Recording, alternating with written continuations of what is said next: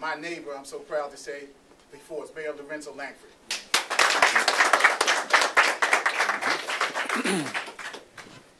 Thank you, Kaleem. Good morning, everyone.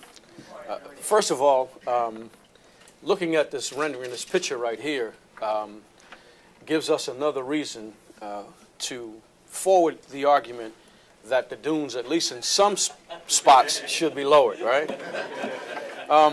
But it is indeed an honor for me, a privilege, as a matter of fact, to be here today, serving as the honorary chairperson of this effort. I take great pride in having that honor bestowed upon me. Certainly, this is a very worthy endeavor. It is something that has meaning beyond measure.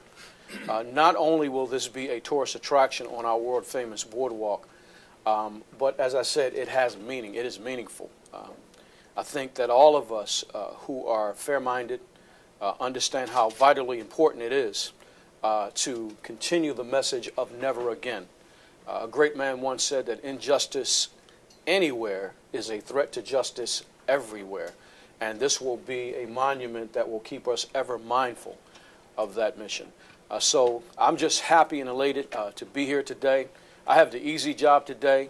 Kaleem and Rabbi Geller, they're the big wigs as far as this project is concerned. I'm just going along for the ride, but I'm happy to do so. Again, welcome to the city of Atlantic City for our visitors, and thank you all for being here. God bless you. Thank you, man. Before you go, can we just get a picture? Yeah, sure. Yeah. We're going to take a quick picture. Let's go, man.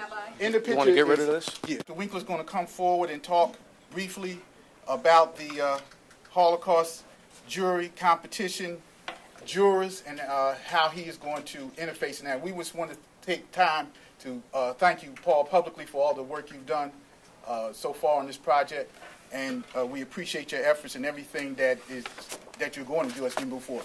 Paul Winkler.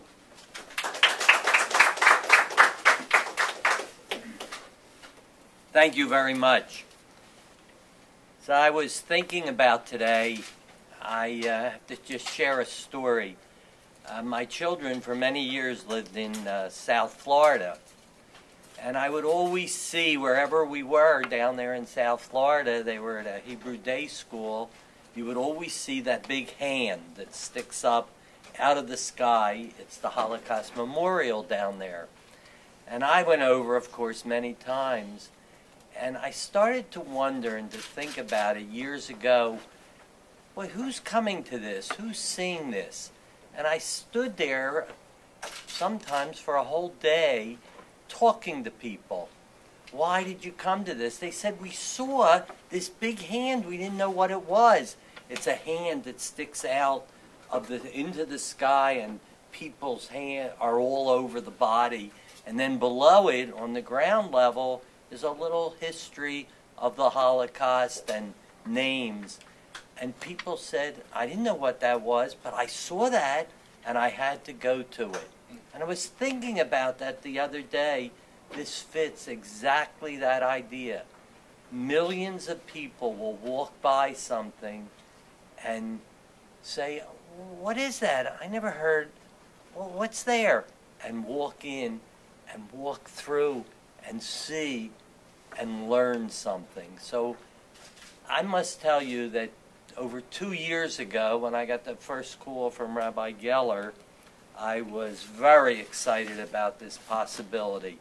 For me, with a mandate in Holocaust education in New Jersey since 1994, 24 Holocaust centers at many of our colleges, our job is just to train and train and train teachers and to help people become aware of not only Holocaust, but the bigger picture, genocide, prejudice reduction, just like the law says.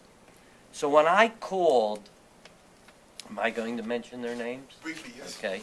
When I called first Michael Birnbaum, who was one of the first directors at the Holocaust Memorial Museum and very involved here in New Jersey, he was very excited.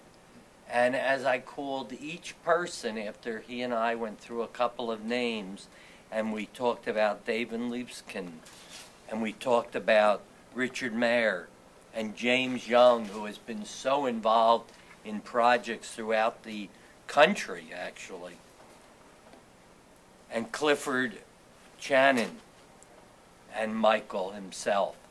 So those 6 people, I have to tell you, there's never been assembled numbers, names like that. And I understand, John, maybe I'll just share that little piece if you were going to.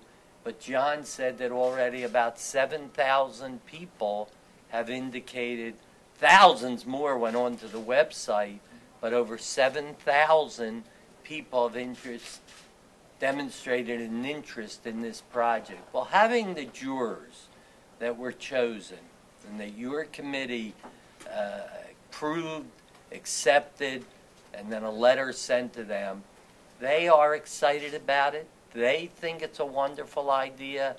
They feel that for millions of people to just walk by something and see something and be pulled into it will mean so much to the world of people who care and people who have been battling genocide for many, many years. So as we work toward this and these 7,000 become many, many more and projects start to come in, another decision was made, which is very exciting to us in education. We put a notice out to schools, just a little notice out to the schools that this competition is taking place. Would your schools be interested in having competition within the school of designing projects, not to compete for the boardwalk project? Over 45 districts have already said they want information, and next week, after I was waiting for this meeting and John and I to talk, to then send out to them. So you're going to see schools participating in designing monuments, whatever they come up with. And then we're still working out how do we get that down to a reasonable number, and then somehow have a few, when we have next August, these wonderful display of potential winners, to also have student winners right there on display. So you have a list, and in the kit are their names and all the information about them. From the Holocaust Commission, we support this type of project. We support any project that deals with getting the community, the students involved, understanding and knowing about Holocaust, prejudice reduction, and genocide in general. So I can't wait to see some of the designs from the professionals and from the students. I thank the committee for allowing me to be part of this.